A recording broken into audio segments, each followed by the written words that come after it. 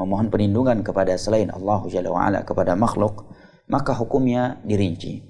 Apabila yang dia minta tersebut memohon perlindungan dalam urusan dunia, dalam urusan yang makhluk tersebut mampu melakukannya, atau dalam hal yang selain Allah mampu melakukannya.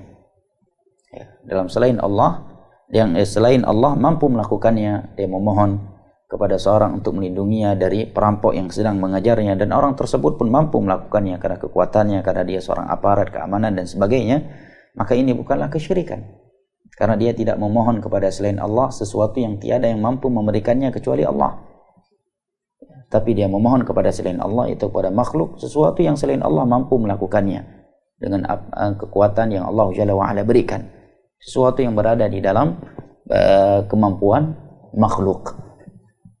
Nah, dan itu masuk ke dalam firman Allah Jalla wa'ala, wa ta'awanu 'alal birri wat taqwa.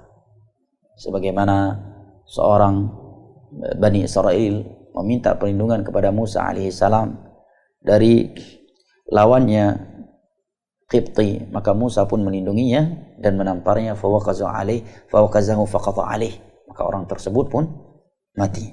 Adapun memohon perlindungan kepada selain Allah dalam hal-hal tiada yang mampu memberikan perlindungan dari hal-hal tersebut kecuali Allah, dengan hati yang bergantungan kepadanya, dengan hati yang menyerahkan keselamatannya hanya kepadanya, bukan kepada Allah, maka ini adalah syirkul akbar, karena bentuk pemalingan ibadah kepada selain Allah Jalla wa'ala.